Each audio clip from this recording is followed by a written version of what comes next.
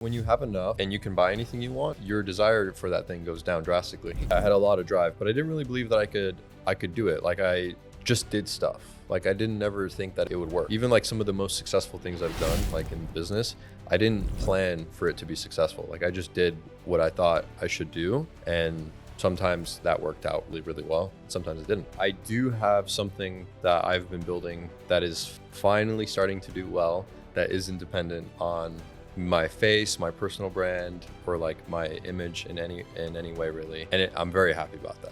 Like, I'm very, very happy that I have something that I can, if I were to never post another video, I know I would still grow it and do well from it. Before we start this podcast, I have one small favor to ask you. If you've been enjoying our US tour and all the extra effort we go into making these episodes, please hit the subscribe button down below so we can help more people every single week. Thank you. Where I want to start is, you made a lot of videos around like wealth and like US economy and stuff like this. I guess my question for you is like, do you think the US is on the brink of collapse? Yeah, so I think it's dying. I think it's dying as like a country, as a society. I think it's on its way out. There's been many societies like in history, and they all die or they all come to an end, and they do in similar fashion. And towards the end, you can start to see symptoms of a dying nation. And for example, like polarization, like politically, like internal disorder, external disorder, lack in education, like overspending, debt cycles get bigger, big debt burdens, all of these things that are like happening. Those things start to happen and they get worse and worse and worse over time until things become so messy and chaotic that it leads into like a revolution. So it's not like USA is not going to exist. I mean, eventually it won't. Like one day it won't. Maybe in 500 or 1,000 years. But like there's going to be big changes soon. I think so. Probably within our lifetimes, like really big changes. So I think it's on its way out.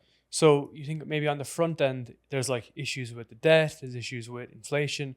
And on the back end, like as like a symptom, you have all polarization, all debates, all arguments, even like violence. Is that how you kind of frame it? Yeah. That's a good way to split it, right? Like what happened and the effect. Yeah. So like the economy worsens, like people's livelihood worsens, the wealth gap gets worse, the race arguments get worse, and then people just keep pointing to the other side and they get more and more violent, and eventually like one side loses and then the other side wins. Why is it worse here though? Because it's bad in the UK, it happens in communist countries as well, like there's an outbreak and whatnot, but here it just looks so polarizing right now that it's just a unique effect that's not happening anywhere else in the world. I mean, I don't know where like it's the worst and where it's not. Some countries are bad in some areas and some are bad in other areas. But like for example, in the UK, I saw on Twitter last week that a guy got sentenced to jail for posting like an anti-immigration meme. So he literally posted something and he got sentenced to jail, and stuff like that's happening where you can't, like those are hate crimes now to even post anything on social media or share opinions and stuff. So it's not like that here in America. It's definitely worse in the UK in that regard. Also, like I know that it's very dangerous to be out in the streets in UK, like people getting stabbed. I saw a video last week of a guy walking his baby in a stroller and he just got stabbed in the neck, and I think he survived luckily. But you just see a lot of like news coming from there that's happening, and just maybe not as much here.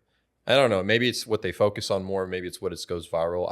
I don't know like all the statistics and all the numbers of how many people get stabbed in America, but yeah, it's just worse. Some things are worse in other areas. So this episode of Kickoff Sessions is sponsored by 10 Plus. I've been using 10 Plus in a hot tropical climate for electrolytes, for also hydration, keep up with training, and also my performance in my podcast and in my business. 10 Plus is actually designed to enhance performance specifically in tropical climates. The result is a potent blend of Indonesian ingredients that enhance peak performance and also taste awesome as well. I'm using 10 Plus every single day right now across their mango, citrus, orange, and pineapple flavor. You can order it directly in Indonesia by checking out the link right down below here. So check out 10 Plus and you'll be able to get access to a wide range of their products to enhance your performance, improve your hydration, and also be able to perform at a better level. What do you think of? Do you think there's like a change in like the world order, like who's controlling what, like where the chips are like laying, right? Because for so many years, US has been a dominant force. China's been on the back burner, trying to accelerate it, trying to slow it down. Mm-hmm. Do you think there's like a change of guard? Are you asking if there's like someone in control, like moving all these pieces? Two questions. First one is like, do you think that change is happening? And then the second question then would be, is there something that's happening? That change is definitely happening. So if you read a book called Changing World Order by Ray Dalio, he'll explain to you all of those symptoms of like the strength and weakness of a country. And then he'll chart them in that book as well. And then if you subscribe to his newsletter, he'll update that chart every few months or however often. And he'll show you all of the different indicators from the countries that are getting stronger and worse, and like their projected future growth. And China is still growing. Like it's growing and getting much better than America. And like eventually it will surpass us in military strength and education. I think they already are ahead of us in education and all these things. And as long as those indicators stay positive and they can continue to grow, they will become stronger, like a more powerful nation. And they will no longer accept any sort of like harassment or any sort of bullying from like the United States. It just happens. Like I think it's just a result of like the human nature. Like this is just how far we've gotten so far. So basically like US have been big brother to some degree with like the reserve currency, and people have depended on them, import exports. And then you're thinking now, like, how does that play out, right? Because if it's not US as a dominant force, let's say like EU, which by the way is like super woke and shit, like they're not going to look at China and think this is the way to go. Does that make sense? Yeah. They have their own internal problems. Right. There's like BRICS and stuff in the, Yeah, okay. There's I mean, you never know what's going to happen. Yeah. Like anything can happen, but as the dollar gets weaker, and the thing is, it's only relative to other currencies too. So like it's only if everyone agrees. Like that's how everything works. It's only like, okay, we all agree that this is going to be like the strongest. Explain. I'm not sure how to. It's just that's just how it is. Like when more countries jump on another currency and start using that, then as that will give it more power. And then as more currencies do that, that will give more power. And then if they can incentivize people to come there instead of using the US dollar, and if they keep printing a lot of money and weakening the dollar, then investors are going to not want to have the US dollar or hold bonds or anything like that. They'll flock and go somewhere else. And then everyone will agree that we use this. So well, it's kind of like how we came off the gold standard initially. Yeah, kind of. Yeah, I think we came off the gold standard because we had what was it? I think we had big deficits and we needed to print our way out of it, and we needed to print more than we had gold reserves for. So we needed to drop the gold standard and just make money based on nothing so that we can just print an infinite amount. Because they needed more than they could back by gold. I think that's why they did it in 1971, I think. Yeah, man. I think for this conversation, the way I kind of wanted to take it was understanding the current situation, because most people don't, especially young people. Yeah. And then kind of paving a path to overcome that situation, but also doing it in a way that's not just like make money online and that's the end of it. So I think this is a good kind of like stepping stone for that. And I wanted to ask you about, so that's the underlying aspect, right? And if I was to observe from living in Asia, so I've been in Asia for like half a decade, those countries, Singapore, which I lived in for a year, and Bangkok specifically, a lot of these countries are pulling people away from the West. So people who are fed up, maybe could be based in the UK or whatnot, they're getting up and uprooting and coming to the East because there's more relaxed laws. They're not as enforced as other people and so on and so forth. Do you think that there's more people leaving the US and kind of saying like, fuck you to this and just getting up and moving? Or are people staying like internally? No, I think that people are still moving to US and the population is like net growing. Yeah. There are definitely people that are fed up and sick of it. You know, maybe people make a lot of money here and they don't want to like deal with all the taxes and all the politics and stuff. And once they make enough to be more like location free, they go somewhere else. Yeah. You know, I would consider that too. But the thing is I haven't traveled enough out of the country to really know for sure if I would do something like that. Yeah. You know, but it's stability, right? You kind of want multiple bank accounts. You want to be set up in New York. You want to be set up maybe in London, Singapore. Yeah. I mean, hopefully just crypto. We can just trade crypto with each other in the future, and then I can just take my crypto with me. Well, that's kind of why I said the gold standard, because the other argument is a Bitcoin standard, right? And as like the dollar decreases, that's becoming more and more attractive. It used to be just like a random idea, Yeah. but now it's becoming more attractive. Yeah. What would be your thoughts on that? Yeah. I mean, I think that's a good thing. And the Bitcoin is pretty correlated to the global liquidity. If you like chart those two things on top of each other, the more money that they print, the higher the price of Bitcoin goes. So it's kind of just like a hedge against the liquidity. And that's kind of what gold is as well, but it is what gold has been for thousands of years. So that's why I like Bitcoin and gold, and why I hold a lot of it. I basically don't keep any money in cash, actually. Like, I have a very low amount of money in my bank account, just enough to like pay bills. What? Yeah, and I don't. Everything else is like invested, or it's somewhere else. It's not in cash. Like, I don't keep any money in cash. So what's the logic? You have, I saw a video saying you would gold in Switzerland. Yeah. Yeah, and then the rest of it just in like cold storage wallets for crypto. Yeah, no, I mean, in stocks and in real estate and in money markets that pay out like 5%. Yeah, yeah. I think I get like 5. It's about to change because the rates are going to get cut in 2 days, but they pay out like 5.4% or something like that. But yeah, you just can't keep it in cash because you're just going to die. I mean, inflation, this is a rabbit hole, man. Yeah. This is a rabbit hole. We got time. So they want inflation. They say it's like, hey, we want inflation to grow by 2% a year.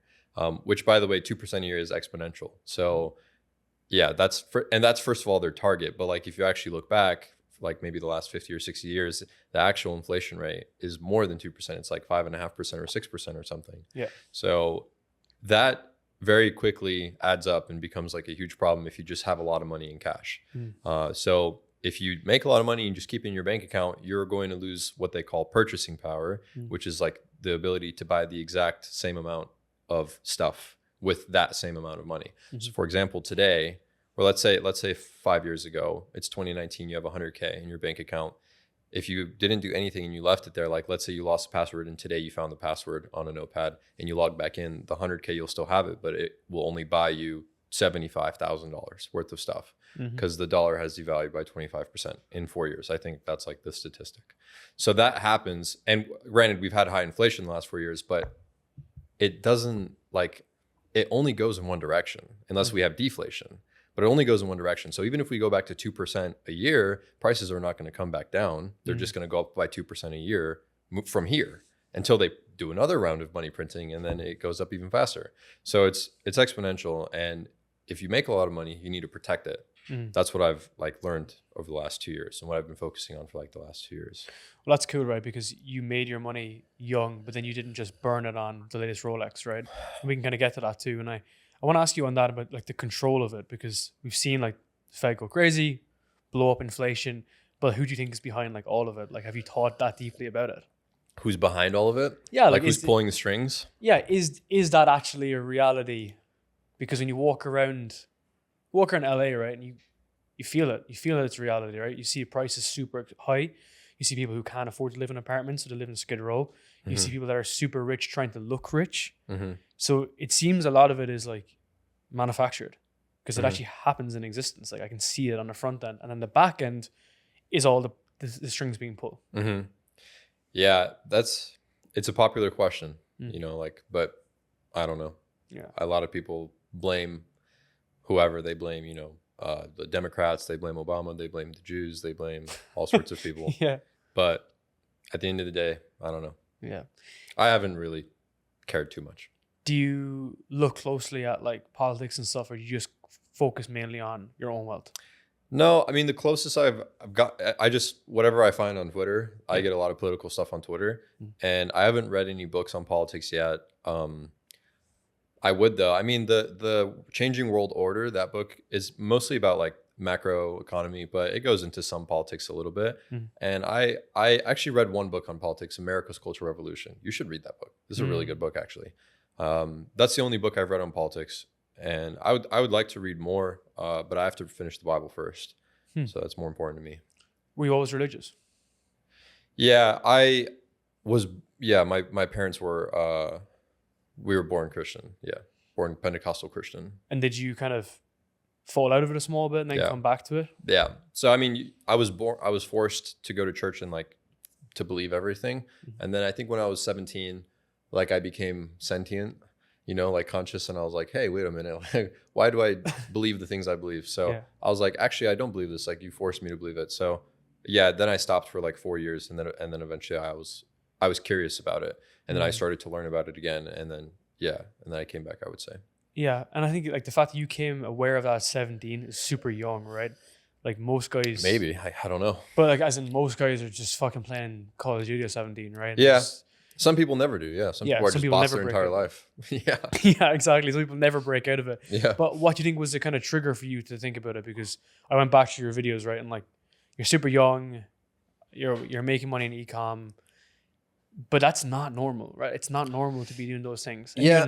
I think honestly, the first thing that comes to my mind is that I was just like left for dead by the whole world. So like my parents were divorced, so my mom was always working, so I just didn't really grow up with anyone. So I always had to like survive on my own, like figure out my own stuff. You know, my mom fed us, but like, you know, she was always working. You know, she was just trying to save up as much money so we can survive. So I was always like having to figure stuff out on my own. So that's probably why I spent like a lot of time mentally in my own brain, like trying to figure things out, and that's probably why I came to those conclusions earlier. That's probably why. What was that like 16, 17, 18 when you were just kind of getting into the online space? Because like you're working at Taco Bell, you're trying to figure shit out. Were you like, what was your life kind of style scenario at that point? Were you just going to school, didn't have much money, and then you were just utilizing this as an opportunity?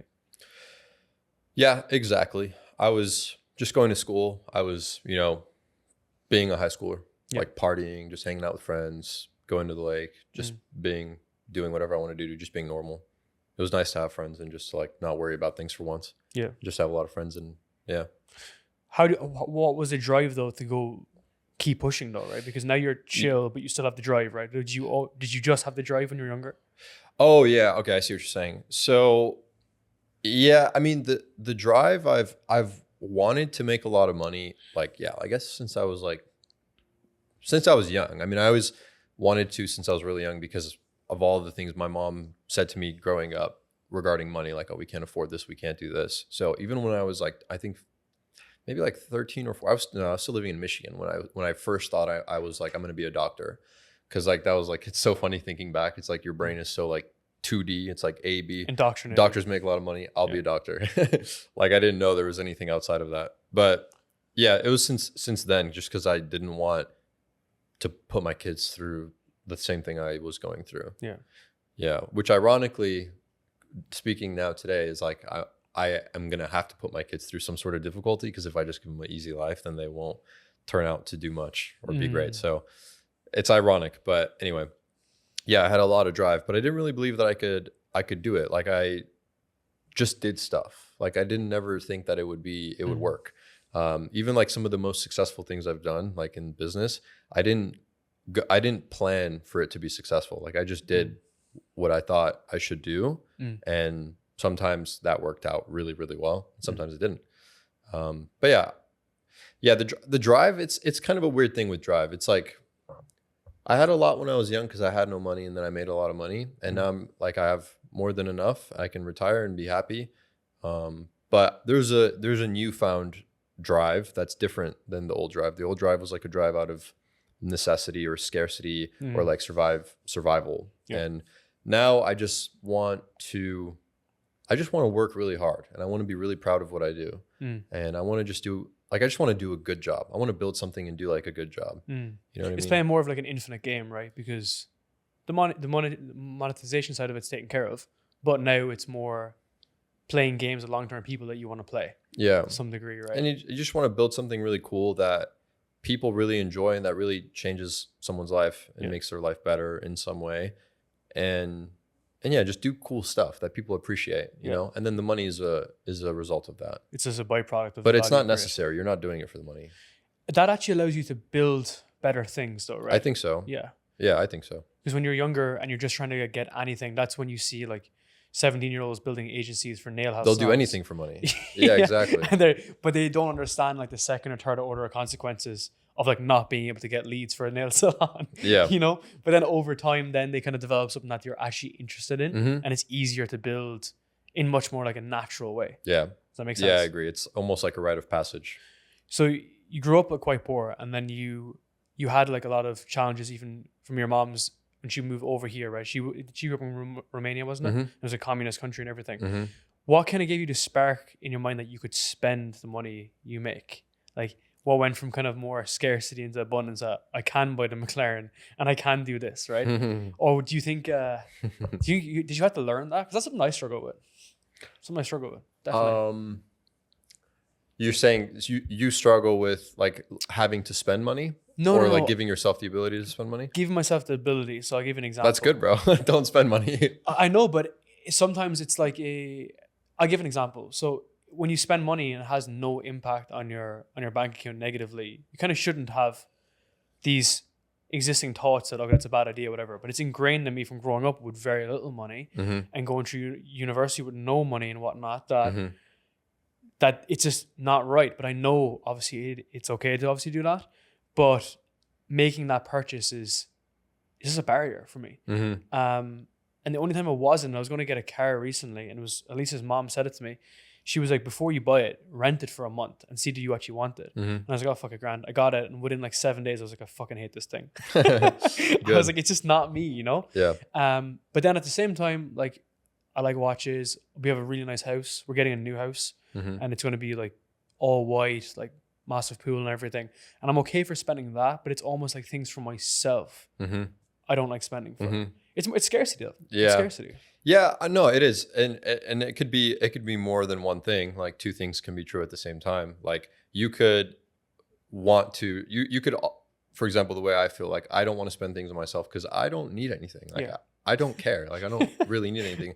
I would rather give it to somebody else or spend it on somebody else or give it away or something, or just not spend it and invest it and then make more so that like the future of my like family is secure. And that's, I don't know. It's just like when you have enough and you can buy anything you want, like your desire for that thing goes down drastically. and yeah, I want to have a family. So it's a pretty easy solution for me, you know? So have you got rid of the supercars? Yeah, I just have a G-Wagon right now and a Tesla. Sick. Yeah, that's it. But everything else I sold. Why? I don't know. I just didn't really get much enjoyment from them anymore. Really? Yeah, and I could buy another car. Like I could buy a more expensive car or a faster car. Like I could buy like a Bugatti or a Koenigsegg or something. But that's really going to be more of the same thing, in my opinion. How did you come to that realization? Because like you have such a calming effect. Like even we're just kind of chilling, talking, right? Like that attitude you have is super unique. Like I've recorded hundreds of these podcasts. Yeah. And I haven't met someone much more of like just a down to earth. Yeah, effect. I don't know. I guess, I mean, I used to be very materialistic, but I think that like you just get older and I realize a lot of it is just insecurity, you know, and like half the reason you were buying those things is because you wanted to show off or like raise your own status or impress people. Yeah. And, you know, I mean, you be a YouTuber and have 1 million subscribers and that throws fuel on like that entire flame and you just want to do that even harder. But I didn't like that cycle. Like I didn't like having to feel like I always had to one up myself and one up everybody and get like a newer car and newer year and stuff. And I was just like in there, like in that matrix. But in reality, like deep down, I actually really never cared. That's a question I have for you. So do you think like entrepreneurship is a matrix in itself? Yeah, 100%. Dude, I see the same 4 photos on Twitter like every day, at least once a day. It's a picture of a girl in a bikini. It's a Porsche GT3, like some guy on a boat, and then what, like a chart, like a trading chart, or like an ecom screenshot or something. And it's like, this is all you need. And you know, and I'm guilty of that too, because I remember like I tweeted that like 2 years ago, but mine was a cabin on the lake. It was like a 6-car garage. Maybe I had the girl in there. I don't remember. And those are the things that I wanted, you know? So yeah, it is. There's very much so like a rat race in that little community. Someone actually quoted, I saw this 2 days ago. Someone quoted that picture and he was like, you get this all at 25 and then what? And it actually got a lot of likes. It got 2,000 likes. And I was like, okay, that's pretty cool actually. Cause he has a good point. And it's like spot on. Like, yeah, you work hard. It'll take you a couple of years. You'll get all of that. And then what? Like what comes next, you know? What comes next for you in that regard? dude, I want to read the Bible. I want to get really good at rock climbing. I want to get really good at bouldering, and I want to have a family with a lot of kids.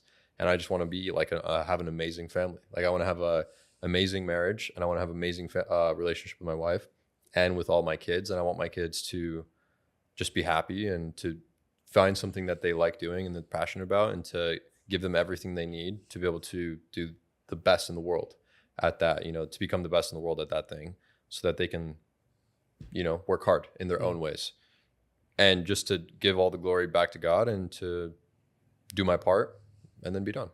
Isn't it ironic how everything you said has nothing to do with those screenshots, and that's what everyone's chasing? Well, I got all those things. Yeah. But you want them until you get them, and then you realize that they're not that important, and then you move on to the next thing that is more important. How would you compare the feeling of making your first dollar online compared to your first million? Your first dollar? First dollar. Compared to first million? So I don't know like a day. There wasn't a moment where I realized like, I've made $1 million. So I don't know about that one, but I remember very well making my first sale with dropshipping. And that was a very powerful feeling. It was very cool because it breaks your whole world in a way. And you're like, wait a minute, why did somebody just give me money for something on the internet? It really does like change the whole way you view the world. You start walking around. I'm like, I have like 2 guys under my wing right now. They just started making money, and they like want to be in the position that I'm at when they're my age, and they're 18 and 21. They're Romanian dudes. They're good dudes. And I'm just kind of just trying to help them along the way. And I told them before they started making money, I was like, when you make $10,000 a month, you're going to think you're the richest person in the whole world, and you're going to think you're better than everyone. Yeah. And when you make $30K a month, you're really going to have a high horse. Like you're really going to start talking down and thinking you're richer than everyone. And he didn't understand that, but he started making good money, like 10, 15K a month. And then I could see it come out of him, and he's like, dude, you were so right. Like it happens. But then if you keep going and you make like 100K a month, you'll start to shut up. And then if you make like $500,000 a month or $1 million a month, or if you ever make that much, you'll really be like, oh, wow, I don't have anything. Like there's actually a lot of people that make a lot of money, and like, this isn't impressive, and it's whatever. It's not important. It's weird. You have to go through it, right? It's like the watches. Yeah. You have to go through that cycle. Yeah, I went through exactly the same thing. I can't say it would be good advice to like, to tell people just skip all the watches, like skip buying a supercar, because no, dude, it's like, we're all on the same journey. Like we all have those desires to like impress people and fit in and stuff. And you got to go through that, but just as you go through it, try not to lose your way. Yeah. I think that's why I think the very beginning is a nice position when you make your first, because you're like, this is new, this is novel. It's created a new path for me. And now I've, again, broken all the traditional behaviors of, I need to go to a job, I need to work in Taco Bell, I need to do this, I need to do that. You just created a new frame of how you can look through the world. It's the same with anything. It's like fitness, dude. It's like fitness. It's even like in relationships. When you find that it's not like self-serving, it's not just about me and right now, it's about other people. You kind of create a different frame, right? Yeah. Yeah. And people, you should do that because, being humble is not like thinking less of yourself. It's thinking about yourself less. And everyone should do that more. Because we're really not that important, We're better off serving other people and and giving back instead of just always worrying about what we want. Tell me about why you got engaged. Well, dude, I mean, I found what I think is nearly like the perfect girl for me. So I think it would have been very silly to wait. So I was like, yeah, let's do it. Might as well. Nice. I don't want to wait anymore. I'm down, ready to get married. Well, you're the only one that knows, right? It's no like fucking societal pressure to be like 6 years here and then get engaged for a bit. It's like when that's the only person that needs to know, right? Yeah. Yeah. I mean, I knew like quickly, but I just had to give it more time to like see how our relationship develops. But I really have like, honestly, like the most amazing girl in the entire world. Like she's the biggest flex, the biggest blessing, like everything I could always ask for plus more. I would give up everything I have today for her, and I would like just start from zero if it meant that. But yeah, she's amazing. How does she support you in the mission? Well, she believes in me a lot, and she trusts me, and she lets me like take charge and lead, and she just believes in me and she trusts me. And that's all that I need. I just needed someone to believe in me, and yeah, that's it. Like, she doesn't have any doubt. Like, if anything, she believes in me more than I believe in myself. That's fucking important, dude. Yeah, Dude, it that's is super important. maybe, you know, it's a little bit of ignorance on her part, but yeah, women, they have something about them that like makes you, if you find the right one, makes you want to die for them.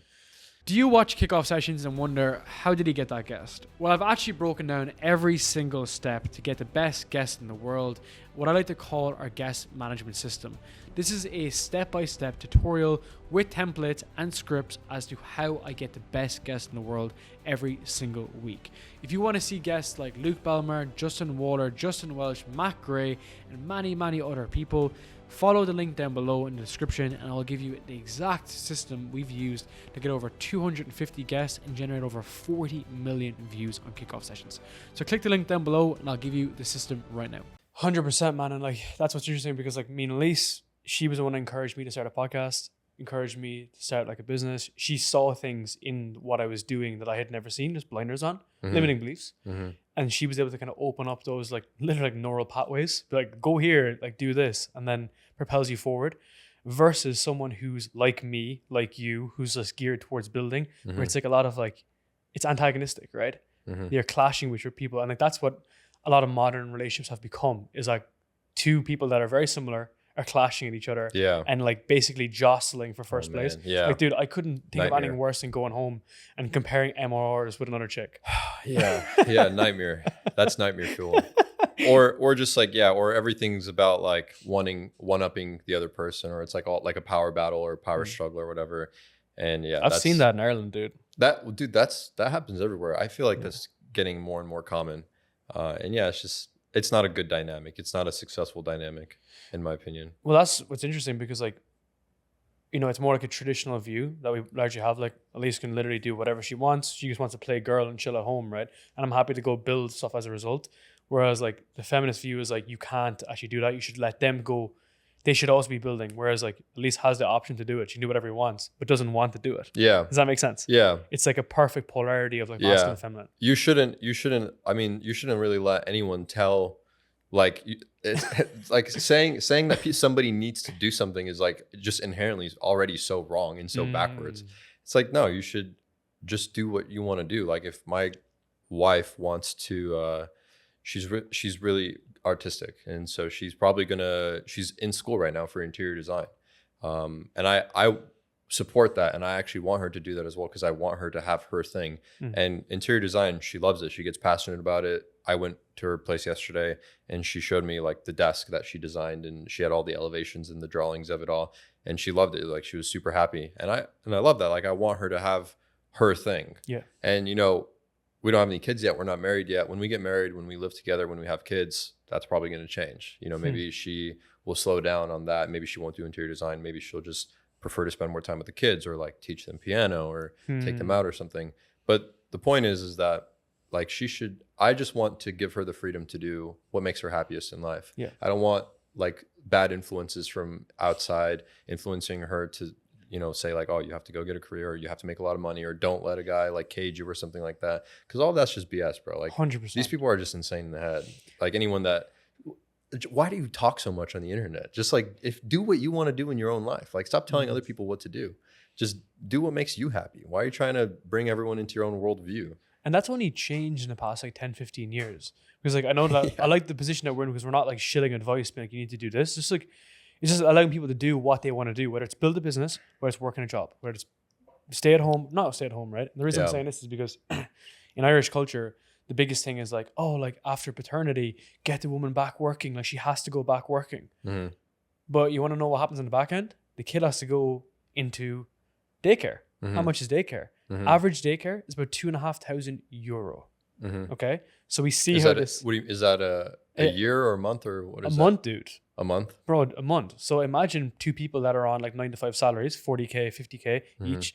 Now someone has to go back to work. You see how this is like a system, effectively, right? Yeah, it's profitable for the people on the other side. Exactly. So who's suggesting you to go back into work?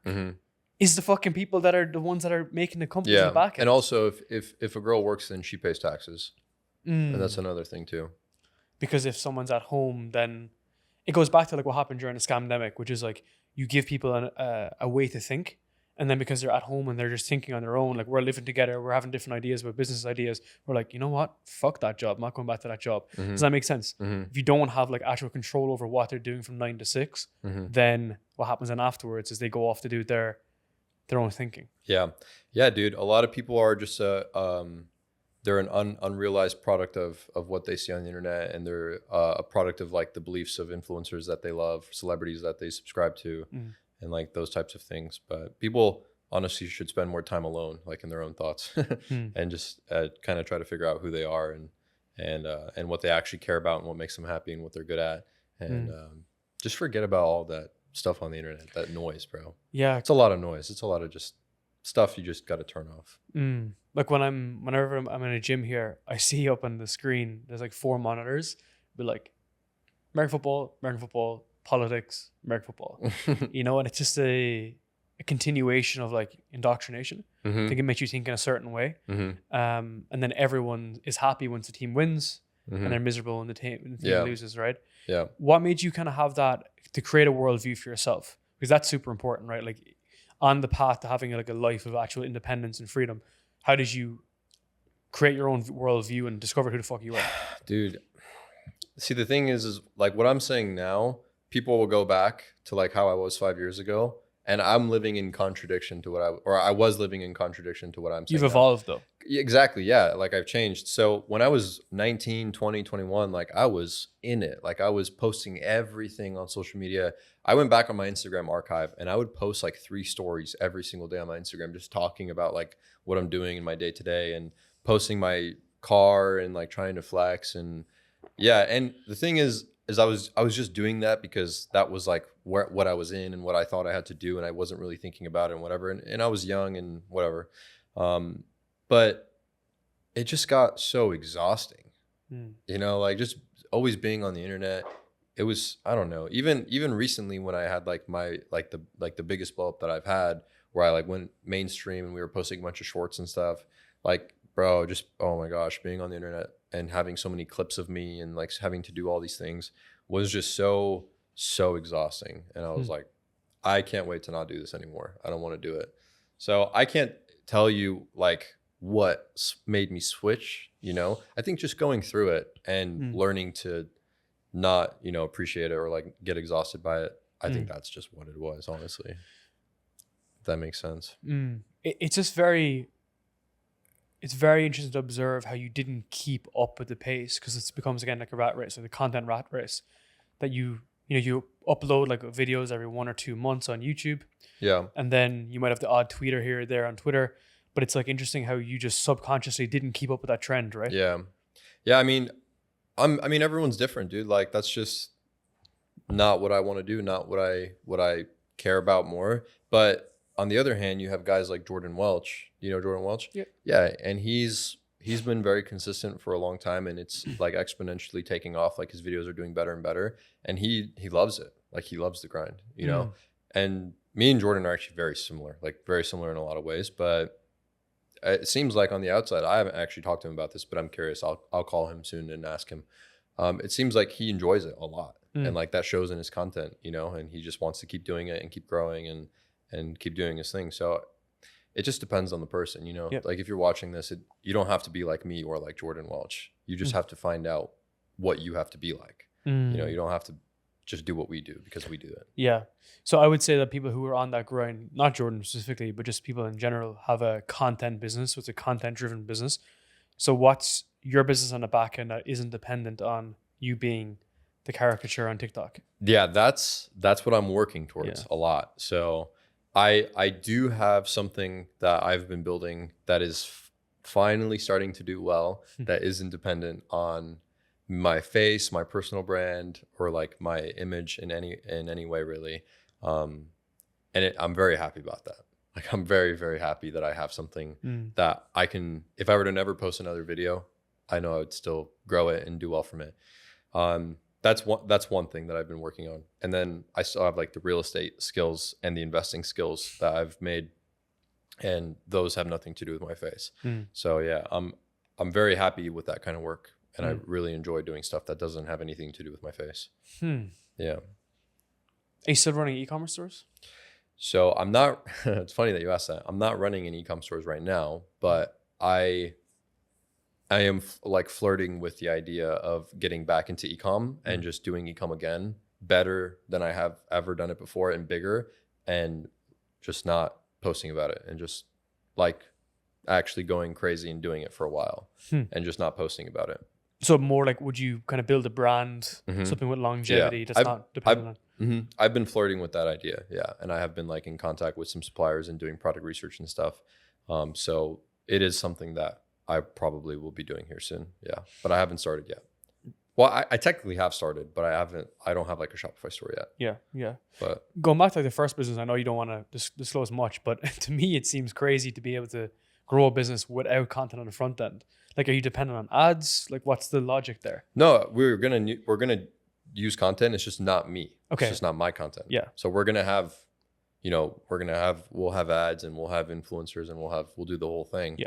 But it just won't be it won't be me, which is funny because any other like software business or any other business that had a YouTube channel, like someone on their team with a YouTube channel of 1 million subs, that would probably be like a huge power like weapon for them, you know. But I'm kind of just not doing it that way. So what are you going to do with the YouTube channel? Are you going to eventually phase it out, or do you want to just make your own high quality, high production, Unreal scripted, by the way? Like, the way they're scripted is insane. Videos. Oh yeah. Those take so much time, bro. Man, the research is like a PhD paper. Yeah, so that last video that I did, I scripted it with 2 people. So one of them was a ex-investment analyst at a hedge fund. And then another one was just one of the smartest dudes I know when it comes to the economy and like markets and stuff like that. He, not only does he just read so much and he just is so in the space consuming so much information, but he's like a really smart guy. So like the way he internalizes the information and knows it and then explains it back to me, makes it's really easy the way he does it. And I really like that. So I worked back and forth with both of them. Yeah. And we made that video together, which is a great video. Yeah. I think so. And you're going to keep doing more style like that, you think? I don't think so. I don't think so. Just going to keep phasing it out? Yeah. I don't think so unless it's something that I'm really, really passionate about that like I just want to share. But yeah, you don't expect consistent content from me ever again. Love it. Yeah. That's actually so cool, man. This is the opposite of what everyone's doing. Even myself. I got to 1 million and all right, I'm good. Just cashed out at 1 million. So you mentioned you're like mentoring 1 or 2 different guys, and I spoke to Daniel Bitton last week. He said he was chatting to you. It's funny you mentioned Jordan Welch, because he actually said the same thing. He was like, Sebb and Jordan are basically not the same people, but the same style of individual. Yeah, we are. Spoke very highly of you. But if you're advising these other guys that are young, coming through the space and getting in there, what's your beginning encouragement for people going from zero? Like, where should they focus their energy? So if they're like 18 years old, you mean and they want to make a lot of money? Well, yeah. Well, I guess, people could also be going from zero at 28, and like they could also be going from zero at 35, right? So if they're just starting out, I think what I would tell them is you need to know like the direction and what you need to know what your goal is. Like, what's your ultimate goal? Is your goal to make a lot of money? Is it to have a business with a lot of cash flow? What does that look like to you? And if you don't know what it looks like, then you can work your way backwards and you can ask yourself what life you don't want to have, and then find out what the opposite of that is. And then that's your goal. And then you can work your way backwards from there, or like you can make goals to get to that goal.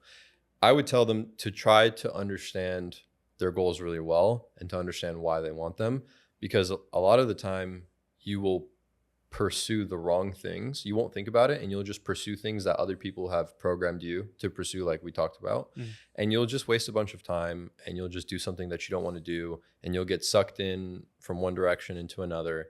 But if you have a clear vision of where you want to go and you have a good reason why you want to do it, the path is just going to be a lot clearer. It'll just be a straighter, more like a better path to there.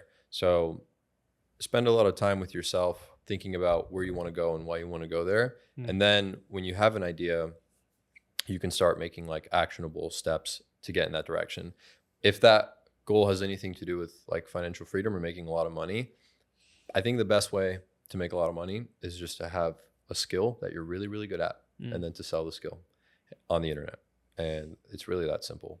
So I would just say focus on one thing and do that one thing really, really well.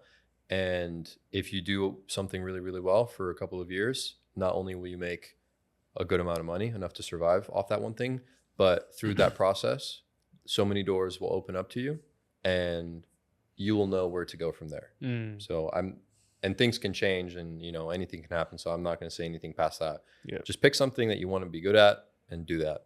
And ideally, not ideally, but a good one, if you can make people money or more money, you're always going to get paid. Yeah. So that's interesting, man, because for you, it's just been so deep down the e-commerce space in the beginning.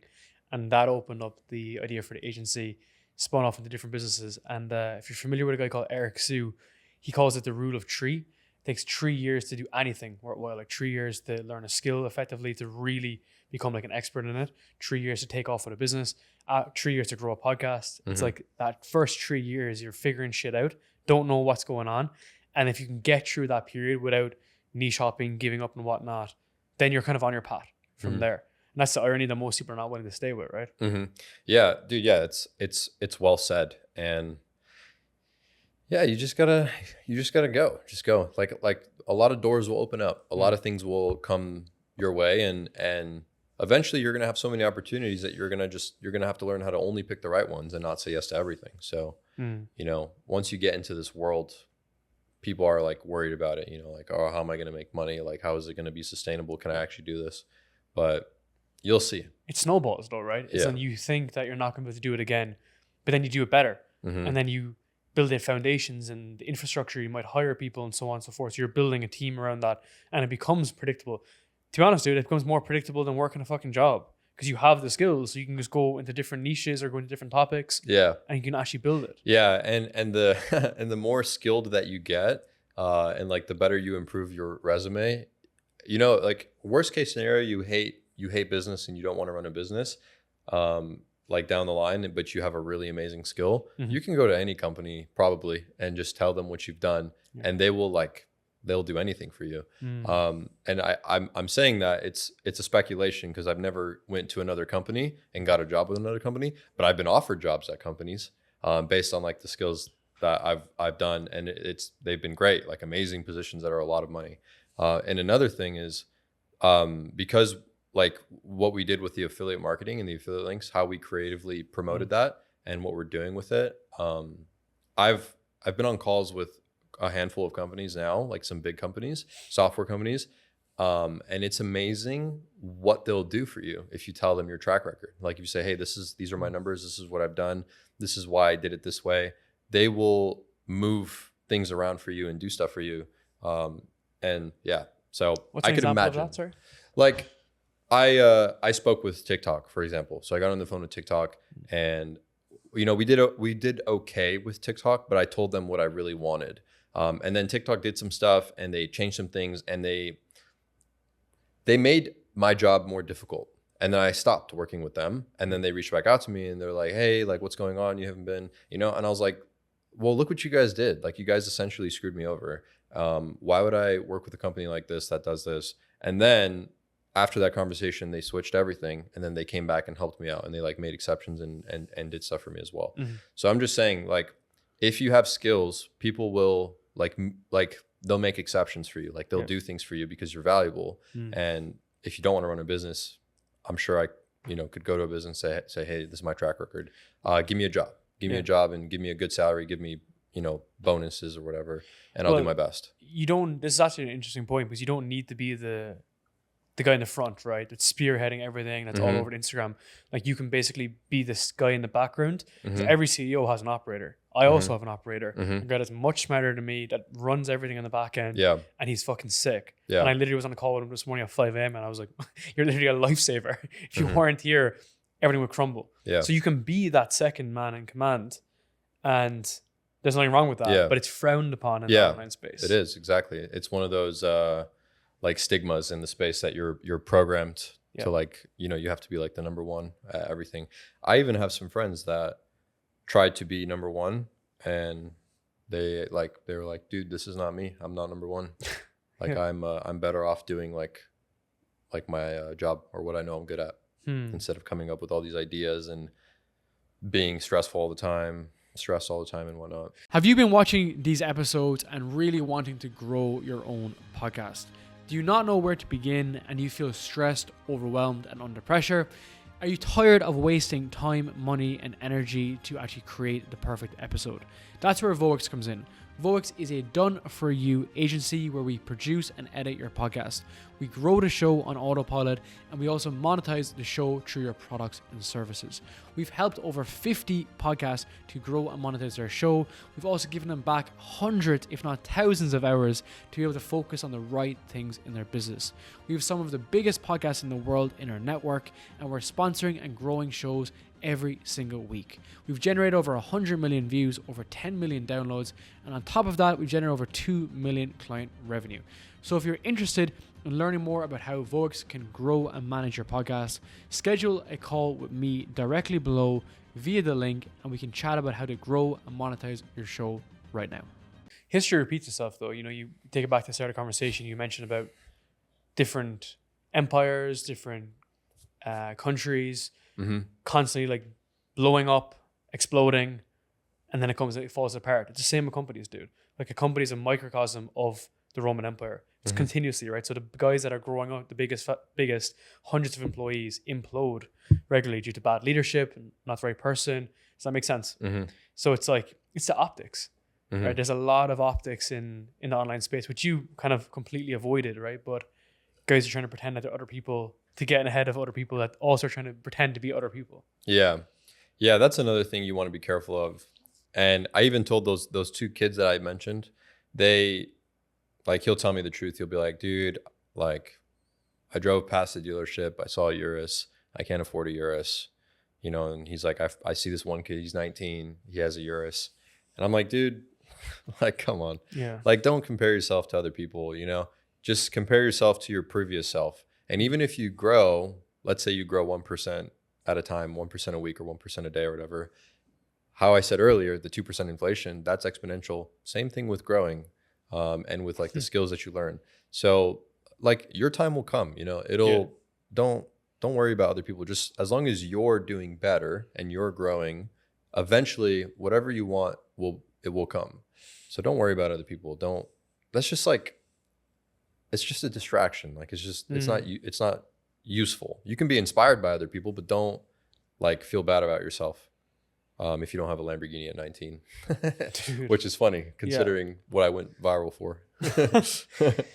Damn, I want to ask you about your own place that you're building. You mentioned about building a runway. What's the exit strategy if there's another scamdemic? A runway? Yeah. Oh yeah, I A posted private that on jet Twitter. and a runway. Yeah, that'd be nice. Yeah, it'd be cool to have enough property to have like a little, dude. I mean, I guess it depends on how big your plane is, but you don't even, if you have a small enough plane, you don't even need a runway. You could Landed on the dirt? yeah, you could fly off the dirt. But yeah, hopefully I can afford a big enough plane at the time, and we need concrete.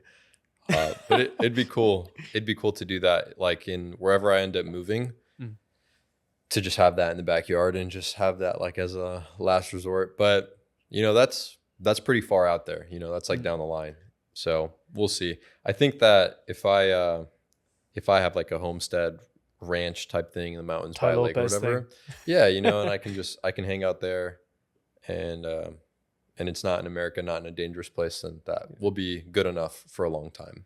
Yeah. So the place you've built, the self-sustaining, so everything's self-sustaining. Was that kind of accelerated by the pandemic, like that logic, or were you always kind of interested in doing something like that? Yeah, I was always kind of interested in doing something like that, but definitely the pandemic brought like more awareness, I guess, to that situation, and like how the whole world can like, you know, change and crack down on you and like try to restrict you from doing stuff and stuff like that. Yeah, I would say that definitely did bring awareness. Yeah. What's in the place? Like, what's the setup? So you have Well, I haven't built it yet. Oh, you okay? You're still. I don't have. So the house that I'm building is not like on a big piece of land. It's in a like a high end luxury like subdivision. That like homestead is a goal of mine. Okay. I want to do that one day. Yeah. But I've been looking at land and stuff to do it. And the thing is just I don't know what state I'm going to live in. So there's a few things that have to happen in order first. So like first of all, I have to get married. And then once I'm married, me and my wife are going to travel the world for maybe a year or two and live in cities like 3 months at a time, which is I think what you're doing. Yeah. And then we'll kind of see what we like and where we want to be. And then we'll do our research and make a decision.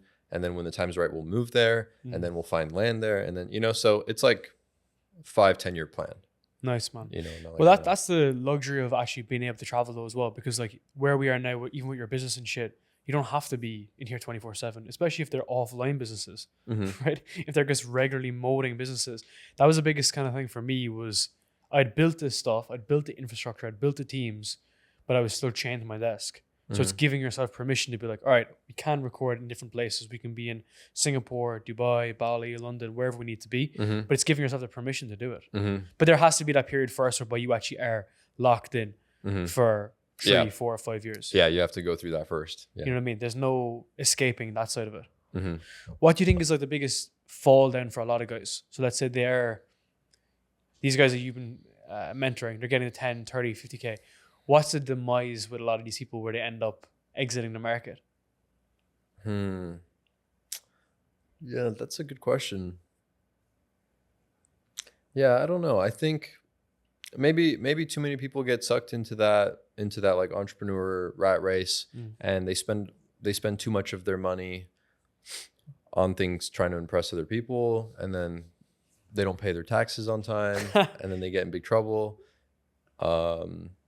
No one talks about that, right? Oh man, yeah, taxes.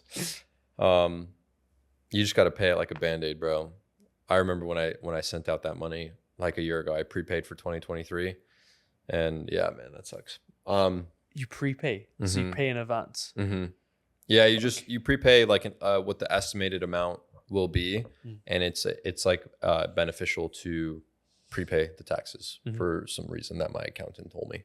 Okay. And then yeah, you either have to pay more or you get a credit back. So like for 2022, I prepaid and then I got like a $60,000 credit for next year. So I overpaid by 60,000. Yeah. And then I just had like a 60,000 lower bill, but then I prepaid, so it'll probably carry over. Yeah.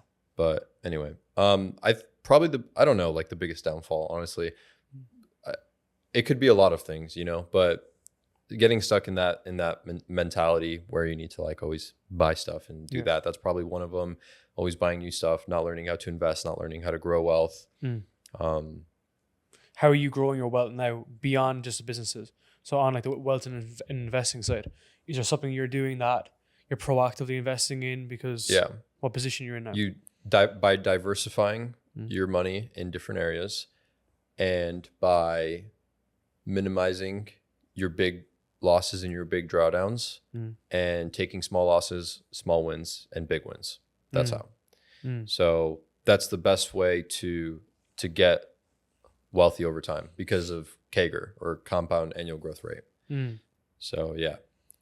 Are you familiar with that? Yeah, I have a finance background. Oh yeah, there you go. But it's just most guys, again, you know, will avoid this shit, leave the revenue that's coming in, barely pay any of their taxes and whatnot, just leave the cash sit here. Yeah. But I think for me, what I learned pretty early on was like at least 20 to 30% has to be going out and being invested. And whether that's in like boring European bonds or whether that's some of it's exposed to crypto and so on, it needs to be put elsewhere. Because when I was younger, then I'm spending it. You know, you end up spending it. But now that I'm older, it's like, this is just sitting in cash doing absolutely fucking nothing. Whereas part of the plan is just like, why are we working? Like, why are you working on things? It's so that you have wealth to be able to do what you want. Right. So if you're just spending it, well, you end up with nothing. But if you're also just leaving it sit in cash, it's also just declining. Yeah, exactly. Yeah, exactly. So like we said earlier, like the average actual inflation rate from like the last 50 or 60 years was like 5.5%, 6%. Yeah. That's what they say or whatever. So that means that if you have not been making 6% on your money for the last 50 years, if you've been making 4%, then you've actually gotten 2% poorer per year. So you need to invest to survive. Yeah. People don't realize that though, that when you so the first problem is making money, but then when you make money, it's like actually how to preserve the money. Yes. Whether it's like, that's like step 2. yeah, exactly. Well, and then Preserve and grow. Yeah, exactly. Yeah. The last point, because if it's a tax bill that hits you, if you're not set up correctly, if you don't have the right accountant, like you can go back to zero. Like people don't realize that. Yeah. That's a really good point. Yeah. That has actually happened to a few of my friends. Yeah, where they just go all the way back down to zero. And dude, yeah, that's like a very, very scary thought. Like that's very scary to even admit. I feel like the fact that they even admit that's like very respectful or like crazy.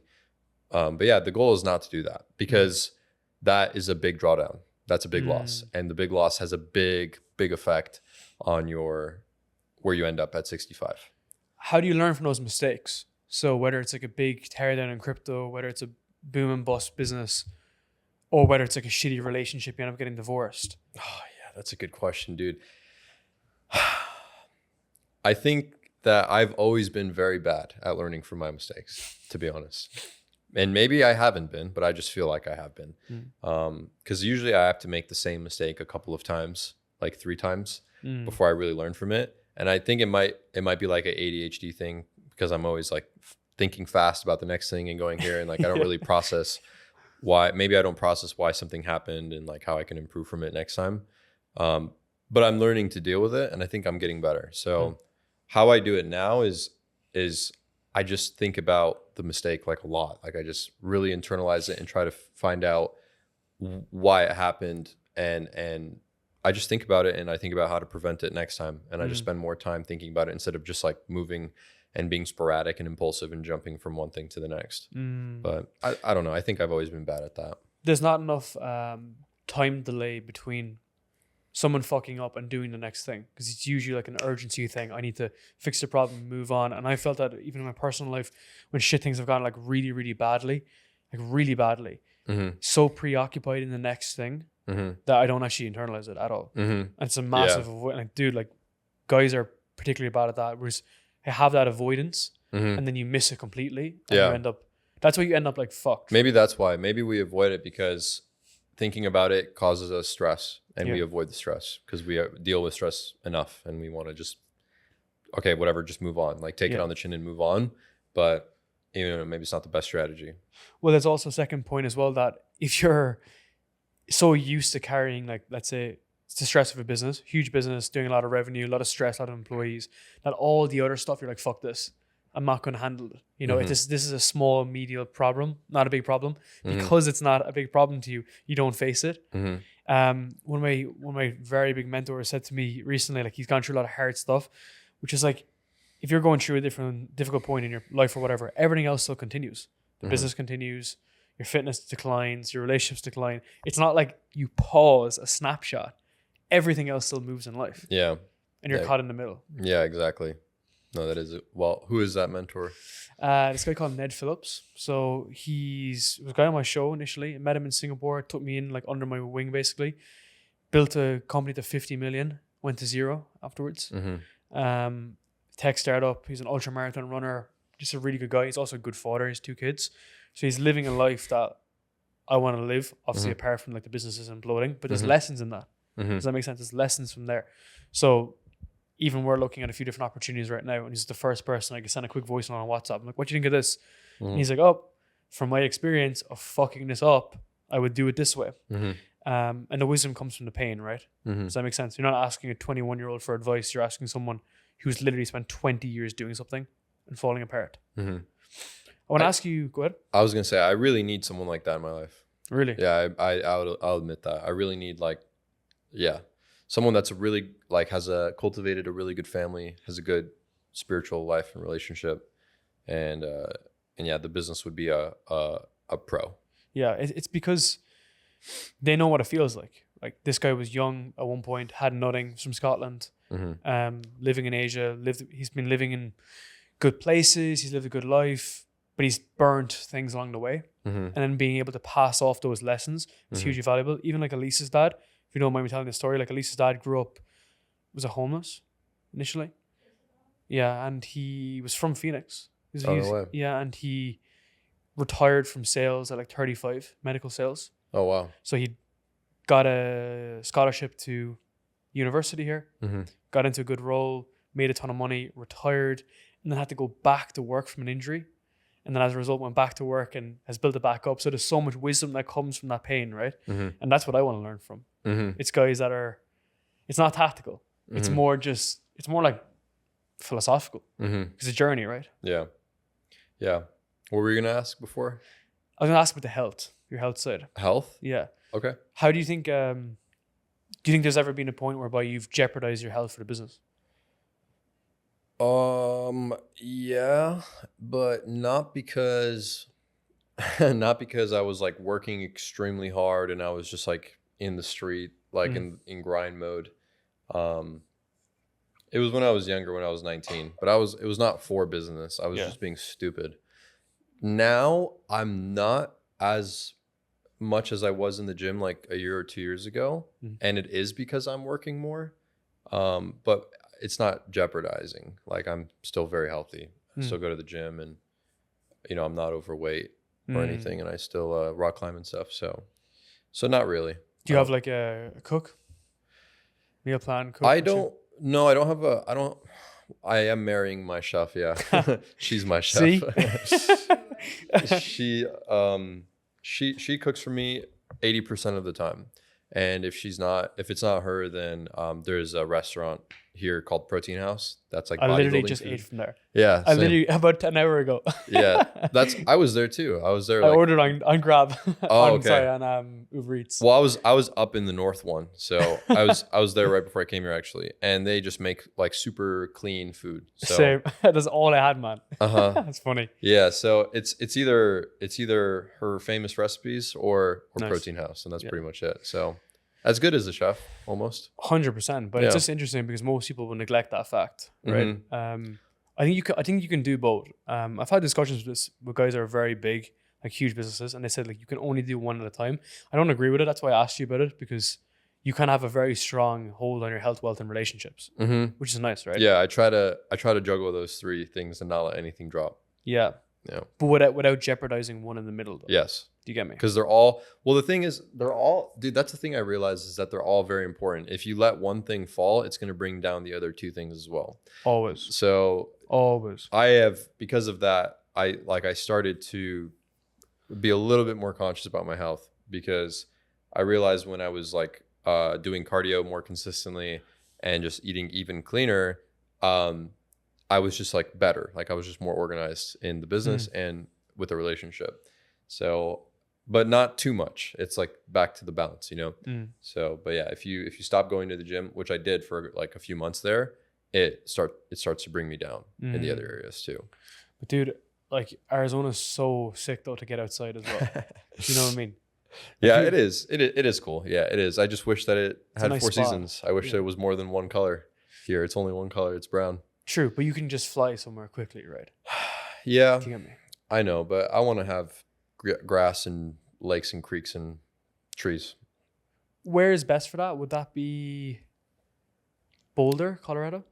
Sure, yeah. Boulder's a great spot, or Colorado in general is a great spot. Where would have snow and then also beaches at the same time? There's like a curved line starting from like the bottom of Ohio, but like Chicago gets snow and then it goes across America. Okay. And then those states like Texas doesn't really get snow, like Kansas or Nebraska, I don't think they don't really get snow. I'm not saying that they can't, and they have before, and like also Arizona has gotten snow before. But just like you can't expect like a snowy winter, like snowy Christmas every single season, like you can in like Minnesota, Michigan, New York, Pennsylvania. I haven't been, but I feel like you'd love Cape Town. Cape Town? Yeah, I feel like you'd love it. Dude, I want to go there. I do want to visit there. It seems like the kind of environment that you want, which is like beach, nature, and then I don't know, is there actually snow in there? I don't think so. But there's a lot of like mountain hikes and treks and everything. Mhm. But it seems like it kind of has a bit of everything. Whereas like some of Asia is all jungle, right? Which if you like jungle, it's insane, right? It's beautiful. Mhm. But it's like you don't have the best of both worlds where here you just have sand and there you just have jungle. There has to be a mix between the two. Yeah. Yeah, I know. Yeah, I don't know. Well, I need to travel for a couple of years to Yeah. find out, make a really good decision on that front. It gives you good wisdom, man. Yeah. Yeah, I haven't traveled enough out of the country. I've traveled a lot inside of the US, Yeah. but not outside of very much at all. Even like Central America. Like I was in Nicaragua for Christmas. It's just beautiful and it's just a different slant. You can still do the shit you need to do and be locked in when you need to be locked in. But it's just nice to be around environments that aren't around how much is your MRR. It's just nice. Do you think that you're going to have like trouble settling down somewhere? No, I think our base is Bali.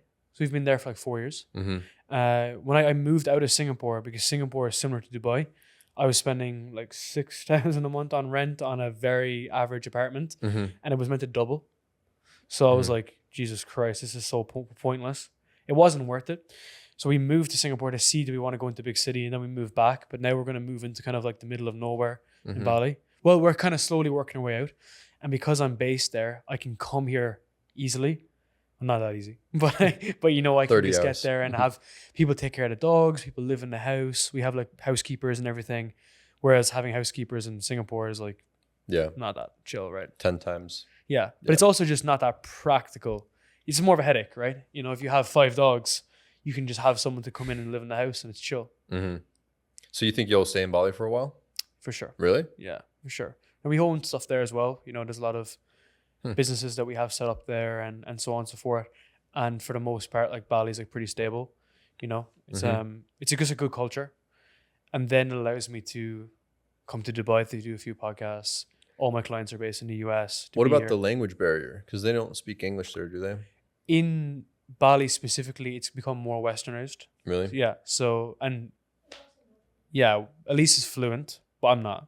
But half there. But it's super simple. Like as in the language is actually very, very simple.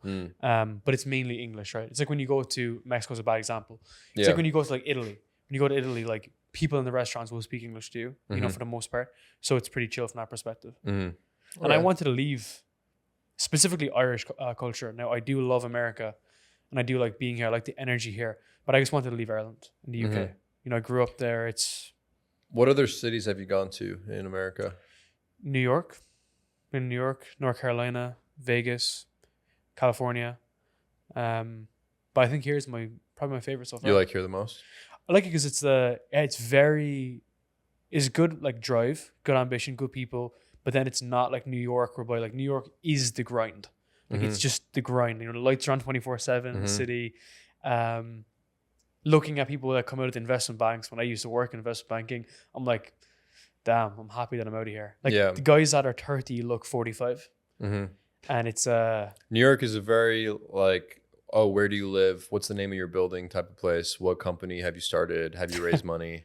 Who do you know? Are you friends with Peter Thiel? It's like that's the environment there.